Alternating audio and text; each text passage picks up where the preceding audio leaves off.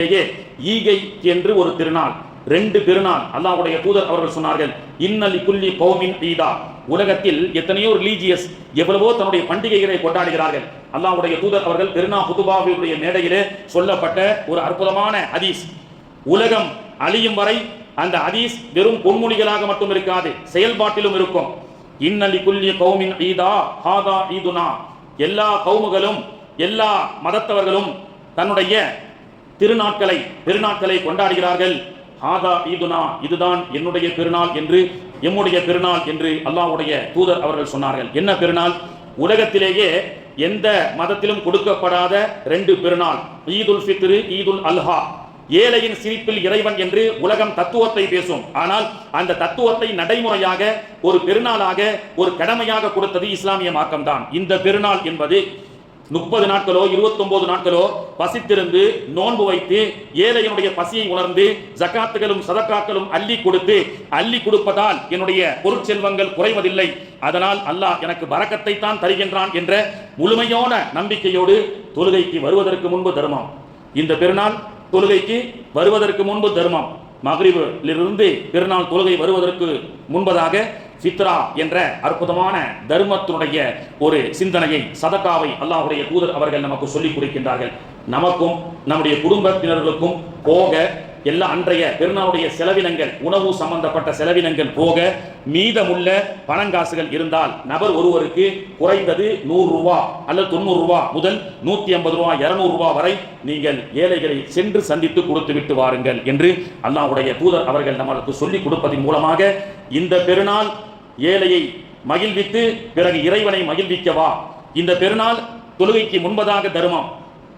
ஈதுல் அல்ஹா என்ற திருநாள் தொழுகைக்கு பிறகு குர்பானை கொடுத்து இறைச்சியை, ஏழைகளுடைய வயிற்றின் பசியை ஆற்றிவிட்டு அந்த பெருநாளை கொண்டாடு என்று சொல்வதன் மூலமாக ஏழையின் சிரிப்பில் இறைவன் என்ற தத்துவத்தை உலகம் தத்துவமாக மட்டும் பேசியது. ஆனால் இஸ்லாம் மட்டும்தான் அந்த தத்துவத்தை நடைமுறையில் நமக்கு சொல்லிக் கொடுத்தது. அல்லாஹ்வுடைய தூதர் அவர்கள் மதீனாவிலே பெருநாள் தொழுகைக்காக வருகிறார்கள்.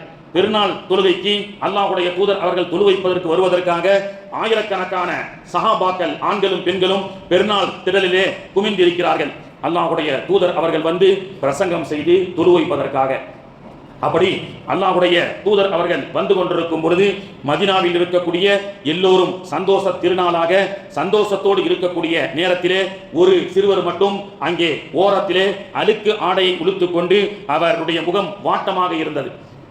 வருகின்ற அல்லாஹ்வுடைய தூதர் அவர்கள் அங்கே ஆயிரக்கணக்கான பேர் அல்லாஹ்வுடைய தூதருடைய தொழுகைக்காக காத்திருக்க, அந்த ஆயிரக்கணக்கான மக்கள் சந்தோஷமாக இருக்கக்கூடியதை பெருமானார் அவர்கள் பார்த்து அத்தோடு நிறுத்திக் கொள்ளாமல் 1000 பேரை பார்க்க சென்ற பெருமானார் அவர்கள் 1000க்கும் மேற்பட்ட சஹாபாக்கள் பெருமானாருக்காக காத்துக் கொண்டிருக்கக்கூடிய அந்த நேரத்திலே பெருமானார் அவருடைய பார்வை மட்டும் எங்கே செல்கின்றது? அழுக்கு உடை அணிந்த ஒரு சிறுவரை அல்லாஹ்வுடைய தூதர் அவர்கள் பார்க்கிறார்கள். சென்றார்கள். அல்லாஹ்வுடைய தூதர் அவர்கள் சொன்னார்கள் அல்லவா, தாய் தந்தை இல்லாத எத்தீமான பிள்ளைகளுடைய தலையை பாசத்தோடு நீங்கள் வருடினால் அந்த வருடக்கூடிய ரோமங்கள் உங்கள் கைகளின் அளவுக்கு படக்கூடிய அளவுக்கு அல்லாஹ் நன்மையை தருவான் என்று சொன்னார்கள். எத்தீமான பிள்ளைகளை நீங்கள் காசு பணம் கொடுத்து அவர்களுக்கு நீங்கள் மகிழ்விப்பு கொடுக்க முடியாத ஒரு சூழல் ஏழையாக இருந்தாலும் அந்த எத்தீமான பிள்ளைகளுடைய வாழ்க்கையிலே நீங்கள் விலக்கேற்றினால் அல்ல, அந்த பிள்ளைகளுடைய தலையை நீங்கள் பாசத்தால் தடவினால் கூட அதற்கும் நன்மை உண்டு என்று சொன்னார்கள் அல்லாஹ்வுடைய தூதர் அவர்கள். ஏழைகளின் சிரிப்பில் இறைவன். அல்லாஹ்வுடைய தூதர் அவர்கள் சொன்ன பொன்மொழி உலகமெங்கும் திரும்பி பார்க்க வைத்தது. The smile is also a donate. எவ்வளவு பெரிய வார்த்தை! The smile is also a donate. சிரிப்பு, நீ உன்னுடைய சகோதரனை பார்த்து சிரிப்பது கூட தர்மம் என்று சொன்னார்கள். என்னால் ஒரு ஏழையை காசு கொடுத்து மகிழ்விக்க முடியவில்லை, ஒரு உணவு கொடுத்து மகிழ்விக்க முடியவில்லை, அவருடைய முதுகிலே தட்டி தம்பி நல்லா இருக்கீங்களா அப்படின்னு சொல்லி பாரபட்சம் இல்லாம ஒரு முத்தகீனை, ஒரு மூமினை பார்த்தால் கூட the smile is also a donate அப்படின்னு சொல்லப்படுகிறது. இப்படிப்பட்ட மார்க்கம் இஸ்லாம். அல்லாஹ்வுடைய தூதர் அவர்கள் அந்த சிறுவரை பார்த்து, என்ன தம்பி, பெருநாள் நீங்கள் கொண்டாடப்படவில்லையா, புத்தாடை அணியவில்லையா என்று கேட்கும் பொழுது அந்த சிறுவர் சொல்கிறார், யா ரசூலல்லாஹ், அல்லாஹ்வுடைய தூதர் அவர்களே, என்னுடைய தாய் தந்தை இல்லை, நான் தாய் தந்தை இல்லாத எத்தீம் என்று சொன்ன மாத்திரத்திலேயே அல்லாஹ்வுடைய தூதருடைய கண்கள் கண்ணீரால் ததும்ப ஆரம்பித்தது. அந்த சிறுவரை தான் அழைத்துக் கொண்டு உடனே அல்லாஹ்வுடைய தூதருடைய வீட்டுக்கு சென்று புத்தாடை அணிவித்து, தம்பி, இனிமேல் நீங்கள் கவலைப்படாதீர்கள், உனக்கு தாய் இல்லை தந்தை இல்லை என்ற கவலை உனக்கு வேண்டாம், ஏனென்றால் நான் தந்தையாக என்னுடைய ஆயிஷா என்னுடைய மனைவி தாயாக நீ ஏற்றுக்கொள் என்று யாருக்கும் கிடைக்காத ஒரு சொந்த தாய் தந்தை இருந்தால் கூட அப்படிப்பட்ட ஒரு சந்தோஷம் கிடைத்திருக்காது. ஈருலக சர்தார் நபிகள் நாயகம் ரசூலுல்லாஹி ஸல்லல்லாஹு அலைஹி வஸல்லம் அவர்கள் அந்த சிறுவரை புத்தாடை அணிவித்து வாட்டத்தில் அழுது கொண்டிருந்த அந்த சிறுவருடைய அழுகையை நிறுத்தி அந்த சிறுவருடைய முகத்தில் மலர்ச்சியை ஏற்படுத்தி சிரித்தவராக அந்த சிறுவரையும் அழைத்து சென்றதற்கு பிறகுதான் அங்கே மதீனாவிலே தொழுகை நடத்தினார்கள் என்று சொன்னால், இங்கே பெருமானார் அவர்கள் அந்த இடத்தில் தான் குத்பாவிலே ஏறி சொன்னார்கள், இன்னலி குல்லி கௌமின் ஈதா, உலகத்திலே எத்தனையோ ஆயிரக்கணக்கான ரிலீஜியஸ் மதங்கள் உலகத்தில் வந்து பெருநாளை கொண்டாடலாம், ஹாதா ஈதுனா, இதுதான் என்னுடைய பெருநாள் என்று சொன்னார்கள். எது? ஏழையின் சிரிப்பில் இறைவன். ஒரு ஏழையான எத்தீமான பிள்ளை கூட அவன் தாய் தந்தை இல்லை என்றோ அவனுக்கு ஆதரவு இல்லை என்றோ நினைக்காத அளவுக்கு ஜமாத்தில் சபையில் இருக்கக்கூடிய எல்லோரையும் சந்தோஷப்படுத்தி பார்க்கக்கூடிய இந்த பெருநாள் இருக்கின்றதே, இதுதான் திருநாள் என்று சொன்னார்கள். உலகமே தன்னுடைய சுய லாபத்திற்காக சுய இன்பத்திற்காக மது களியாட்டங்களில் ஈடுபட்டு அதையே திருநாளாக கொண்டாடப்படக்கூடிய திருநாள் ரம்ஜான் பெருநாள் அல்ல.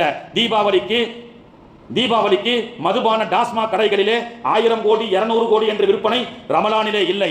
ரமலானிலே கோடிக்கணக்கான டர்னோவர்கள் ஆகப்படுகிறது. எதை கொண்டு? தர்மத்தை கொண்டு. தொழுகைக்கு வருவதற்கு முன்பு பல லட்சம் கோடி ரூபாய்கள் ஒவ்வொரு செல்வந்தர்களால் ஏழைகளுக்கு வாரி வழங்கப்படுகிறது. அப்படி வாரி வழங்கி விட்டதற்கு பிறகு கூட பள்ளிவாசலுக்கு வந்து இவ்வளவு அள்ளி நம்ம பாக்கெட்ல இருந்து கொடுத்துருக்கிறோமே, செலவாய் போச்சே அப்படின்னு எந்த ஒரு கடைக்கண் இஸ்லாமிய கடைசி சஃபில் இருக்கக்கூடிய ஒரு மூமின் கூட கவலைப்பட மாட்டார், சந்தோஷத்தோடு வருவார். அதிலும் சிறப்பு என்ன தெரியுமா? பெருநாள் என்பது நமக்கு உண்மையான பெருநாளாக இருக்க வேண்டும் என்று சொன்னால் நம்முடைய ஜகாத் சதகாக்களை நம்முடைய உறவினர்களுக்கு கொடுத்து மகிழ்விக்க வேண்டும். கண்ணியத்திற்குரியவர்களே, என் வீட்டு பிள்ளை நல்ல பிராண்டடா 5000 ரூபாய்க்கு 10,000 ரூபாய்க்கு என் வீட்டு பிள்ளைக்கு நான் ட்ரெஸ் எடுத்து கொடுத்துருக்கிறேன். எனக்கு அல்லாஹ் நல்ல வசதியை கொடுத்திருக்கிறான். என் வீட்டு பிள்ளைகள் எல்லாம் அணிந்திருக்கக்கூடிய ஆடைகள் எல்லாம் பல ரகரகமான பிராண்டட் ஆடைகள். அதே நேரத்திலே என் உடன் பிறந்த சகோதரர்கள் இருக்கின்றார்கள், என் சகோதரி இருக்கின்றால், கணவனை இழந்த எத்தனையோ விதவை பெண்கள் என் குடும்பத்தில் இருக்கின்றார்கள். அந்த வீட்டு பிள்ளைகள் இன்று துணி எடுத்ததா என்று நாம் கவலைப்பட்டிருக்கின்றோமா? இல்லை. ஆனால் இஸ்லாம் என்ன சொல்லிக் கொடுக்கிறது தெரியுமா? பெருநாள் ரம்ஜான் என்பது உங்கள் குடும்பத்தில் நீங்கள் உங்கள் பிள்ளைகளுக்கு எந்த அழகுரக ஆடைகளை போட்டு நீங்கள் அழகு பார்த்து உங்களுடைய பிள்ளைகளுடைய மகிழ்வை நீங்கள் மகிழ்ச்சியோடு பார்க்கின்றீர்களோ, அதே மகிழ்ச்சியை உங்கள் உடன் பிறந்த சகோதரர்கள் கஷ்டப்பட்டவர்களும் உங்களுடைய உடன் பிறந்த சகோதரிகளுடைய அந்த பிள்ளைகளுக்கு நீங்கள் அனுபவித்து பார்த்தால் மட்டுமே ரம்ஜானாக இருக்கும் என்று அல்லாஹ்வுடைய தூதர் அவர்கள் நமக்கு சொல்லிக் கொடுக்கின்றார்கள். கண்ணியத்திற்குரியவர்களே, பாக்கெட்ல இருந்து நம்முடைய பணங்காசுகள்ல பெருங்கொண்ட தொகைகளை நாம் தர்மம் செய்வதால், அழகாக சொன்னான், தர்மம் தலை காக்கும் என்று சொன்னான். தர்மம் செய்வதால், சதக்கா செய்வதால், ஜகாத்து கொடுப்பதால் உலகத்திலேயே எங்கும் சொல்லி தராத, உலகமெல்லாம் பணத்தை கொண்டு பணத்தை சம்பாதிக்கும் வட்டி போன்ற இது போன்ற ப்ராஃபிட்டுகளை பார்த்த உலகம். ஆனால் அல்லாஹ்வுடைய தூதர் அவர்களும் அல்லாஹ்வும் குர்ஆனிலே சொல்லிக் கொடுப்பது என்ன? சதக்கா என்பது வயுர்பி சதகாத், அது வேறு, அது விதையை போட்டு வளரக்கூடிய மரத்தை போன்று என்று சொன்னார்கள். 50 ரூபாய் கொடுத்தால் அல்லாஹ் தலையெழுத்தில் இல்லாத 5000 அல்ல 5 லட்சத்தை உங்களுக்கு கொடுப்பான் என்ற நம்பிக்கையை நமக்கு இஸ்லாம் ஊட்டி, அதனால்தான் பெருநாள் என்று பெருநாள் அன்று வருவதற்கு முன்பு தர்மம் செய்யுங்கள். குறிப்பாக உடன் பிறந்த சகோதர சகோதரிகள், உடன் பிறந்த சச்சா பெரியப்பா மக்கள், குடும்பத்தில் எவ்வளவு பேர் கஷ்டப்படுவாங்க. அந்த குடும்பத்தில் கஷ்டப்படக்கூடிய அந்த மக்களுக்கு நீங்கள் தாராளமாக அல்லாஹ் உங்களுக்கு கொடுத்திருந்தால் நீங்கள் அவர்களுக்கு தாராளமாக செய்து அவர்களிடத்தில் நீங்கள் பாசத்தோடு அன்போடு இருங்கள். கண்ணியத்திற்குரியவர்களே, பிணக்குகளை அகற்றி தள்ளுங்கள், ஒற்றுமையோடு இருப்போம். நம்மளுடைய மெயின் மைனஸ் பாயிண்ட் இஸ்லாமிய சமூகத்தில் ஒன்று போவர்ட்டி, ஒன்று வறுமையான நிலை. வறுமை என்பது மிகப்பெரிய கொடியது. அந்த வறுமையின் காரணமாகத்தான் நாம பலவிதமான பாவங்களிலே ஈடுபட்டுக் கொண்டிருக்கின்றார்கள் சகோதரர்கள். அஷைத்தானு யஅதுகுமுல் ஃபக்ர்னு அல்லாஹ் சொல்றான். ஷைத்தான் என்பவன் ஏழ்மையை கொண்டு உங்களை சோதிக்கின்றான் அப்படின்னு சொல்லப்படுகிறது. அப்போ நம்ம சமூகத்தில் இருக்கக்கூடிய மிகப்பெரிய பின்னடைவு என்னன்னு சொன்னா வறுமை. அந்த வறுமை ஒழிப்புக்குத்தான் ஜகாத் திட்டத்தை இஸ்லாம் நமக்கு கற்றுக் கொடுக்கிறது. சதகத்துல் ஃபித்ரை இஸ்லாம் நமக்கு கற்றுக் கொடுக்கிறது. இரண்டாவது ஒற்றுமை. இந்த ஒற்றுமையும் இன்னைக்கு வறுமையும் ஒற்றுமை ஓங்கப்பட்டு வறுமை அளிக்கப்பட்டால் சமூகம் சிறப்பாக இருக்கும். வளைகுடா நாடுகளிலே இன்று அல்லாஹ்வுடைய கிருபையால் நிறைய வசதிகளை அல்லாஹ் கொடுத்தான். ஆனால் ஒற்றுமை என்றும் கயிற்றை பற்றி பிடிக்காத காரணத்தினால், யூதர்களை அவர்கள் அடிவருடிகளாக ஆக்கி கொண்ட காரணத்தினால் இன்று பெருநாள் கூட ஈதுகாவிலோ பள்ளிவாசலோ தொழ முடியாமல் வீட்டுக்குள்ளே சில அரபு நாடுகள் இன்று தொழுகையை தொழுதிருக்கிறார்கள் என்று சொன்னால், அப்போ அல்லாஹ் அந்த இடத்துல நிம்மதி எடுத்துட்டான். இன்னைக்கு எந்த நேரம் வேண்டுமானாலும் ஈரான் தாக்குமோ என்று அச்சத்தில் இருக்கின்றார்கள். ஆனால் நடப்பது என்ன தெரியுமா? அமெரிக்காவே வளைகுடா நாடுகளை தாக்கி கொண்டு பழியை ஈரானின் மீது போட்டு இஸ்லாமியனும் அடித்துக் கொள்ளட்டும், இஸ்லாமியும் சண்டை போட்டுக் கொள்ளட்டும் என்று சிண்டு முடிச்சு வேலைகளைத்தான் இன்று உலகத்தில் செய்து கொண்டிருக்கக்கூடியதாக தகவல் நமக்கு வந்து கொண்டிருக்கின்றது. எனவே ஒற்றுமை என்னும் கயிற்றை நாம் பற்றி பிடித்துக் கொள்ள வேண்டும். இரண்டாவது, வறுமை ஒழிப்பு என்ற அந்த வறுமையை ஒழித்து அல்லாஹ் உடைய தூதர் அவர்கள் நமக்கு சொல்லிக் கொடுத்த ஜகாத் சிஸ்டமேட்டிக், இந்த ரெண்டத்தையும் மட்டும் நம்முடைய சமுதாயம் கடைபிடித்தால் நாம யாரிடத்திலும் கையேந்த வேண்டிய அவசியம் இல்லை. அந்த இன்ஃப்ராஸ்ட்ரக்சரை தான் ரமஜான், பக்ரீத் என்று நமக்கு சொல்லிக் கொடுக்கப்படுகிறது. வெறுமனையே வந்து தொழுதோம், முசாபா செய்தோம், ஈத் முபாரக் பரிமாறிக்கொண்டோம், ஈத் முபாரக் என்று சொல்வது மட்டுமல்ல, இந்த ரம்லான் என்பது நம்முடைய குடும்ப சமூக சமுதாய ஒற்றுமையை மேலோங்க செய்கிறது. எனக்கும் எங்க அண்ணனுக்கும் பிணக்கு இருக்குன்னு சொன்னா ஒரே ஒரு தடவை சலாம் சொல்லி முசாபா செஞ்சு பாருங்க. நீங்கள் ஒருவரை ஒருவர் மன்னித்து பாருங்கள், மறந்து பாருங்கள், மறப்போம் மன்னிப்போம், அஸ்ஸலாமு அலைக்கும். எவ்வளவு அற்புதமான ஒரு ஒற்றுமையை, நமக்குள் உள்ள உல்ஃபத்தை இஸ்லாம் நமக்கு கற்றுக் கொடுக்கிறது. ரெண்டு பேரும் 10 வருஷமா 15 வருஷமா பகையாவே இருப்பாங்க. இவர் அவரோட பேச மாட்டார், அவரோட இவரோட பேச மாட்டார். இந்த ரெண்டு பகைக்கும் காரணம், இவங்களுக்கு நேரடியான பகை இருக்கிறத விட அமெரிக்கா மாதிரி நடுவில் நிறைய பேர் ஏற்றி விடுறதுன்னு நிறைய பேர் இருப்பான். உன் தம்பியை பத்தியா, உன்னை பத்தி அப்படி சொல்றான், இப்படி சண்டை முட்டி விடுவதற்கென்றே சில நபர்கள் இருப்பார்கள். இதையெல்லாம் வித்து தள்ளிட்டு நேரடியாக ஒரு 10 வருஷம் பேசாம இருந்த அண்ணன் தம்பியோட, அக்கா தங்கச்சியோட, சில பேர் அம்மா அத்தாவோட, சில பேர் இடத்துல என்ன அத்தாவுக்கு ஃபோன் பண்ணி அத்தாலாம் அவரெல்லாம் பேசி 20 வருஷம் ஆச்சுதா அப்படின்ற அளவுக்கு தான் நம்முடைய உல்ஃபத்துகள் இருந்து கொண்டிருக்கின்றது. ஒரு பாண்டிங்கே இல்லையே இன்னைக்கு. கணவன் மனைவிக்குள்ள பாண்டிங் இல்லை, பிள்ளைகள் பெற்றோர்களுக்கு உண்டான பாண்டிங் இல்லை, சொந்த பந்தங்களுக்கு பாண்டிங் இல்லை. இந்த பாண்டிங்கை தான் இஸ்லாம் கற்றுக் கொடுக்கிறது. வந்து ஒரு 10 வருஷமா பேசுற, ஒரே ஒரு முறை சலாம் அலைக்கும் அப்படின்னு சொல்லிட்டு அல்லாஹ் ரசூலுக்காக மன்னிச்சிருப்பான்னு சொல்லி பாருங்க. அதுக்கு பிறகு நீங்க சேர்ந்தீங்கன்னு வச்சுக்கோங்களேன், உங்களை யாரும் பிரிக்க முடியாது. இருக்கக்கூடிய முஹப்பத் அதிகமாகும். அதைத்தான் பெருநாள் நமக்கு கற்றுக் கொடுக்கிறது. எத்தனையோ வருஷமா என்னுடைய இந்த நண்பரோடு பேசவில்லை, இந்த சகோதரனோடு பேசவில்லை, பெருநாள் அன்று சலாம் அலைக்கும்பா, அல்லாஹ் ரசூலுக்கே மாஃப் கரோபா, அல்லாஹ் ரசூலுக்காக மன்னிச்சிரு அப்படின்னு சொல்லி அல்லாஹ் சொல்றான். உங்களுக்கு மத்தியிலே உறவுகளை நீக்குவதற்கு, பிணக்குகளை நீக்குவதற்கு சலாம் சொல்லி நீங்கள் ஒருவருக்கொருவர் நீங்கள் முசாமா செய்து பாருங்கள். அதுக்கு முன்னாடி உங்களுடைய முஹப்பத் 50% இருந்தா அல்லாஹ் 100% அந்த முஹப்பத்தை மாற்றுவான். இதுவெல்லாம் இருந்தால் மட்டுமே நமக்கு அசலான பெருநாள் சகோதரர்களே. எனவே அல்லாஹ்வுடைய இந்த சிறப்பான இந்த திருநாளை இன்ஷா அல்லாஹ் சிறப்பான முறையில் நாம் கொண்டாடுவோம். அல்லாஹ் ரசூலுடைய அந்த என்னென்ன பாக்கியங்களை அல்லாஹ்வுடைய தூதர் அவர்கள் இந்த ரமலானின் மூலமாக, பெருநாளின் மூலமாக நமக்கு சொன்னார்களோ அத்தனை பாக்கியங்களையும் அல்லாஹ் பெற்று அன்போடு மகிழ்ச்சியோடு சிறப்போடு வாழக்கூடிய பாக்கியத்தை அல்லாஹு தஆலா தந்து அருள் புரிவானாக. இந்த பள்ளிவாசலுடைய இந்த சிறப்பான தொடர்பு, தொழுகையினுடைய தொடர்பு பெரும் ரமலானோடு நிறுத்திக் கொள்ளாமல் நாளைக்கு அசருக்கு பிறகு பார்த்தா ஒவ்வொரு பள்ளிவாசலும் பரிதாபமாக காணப்படும்.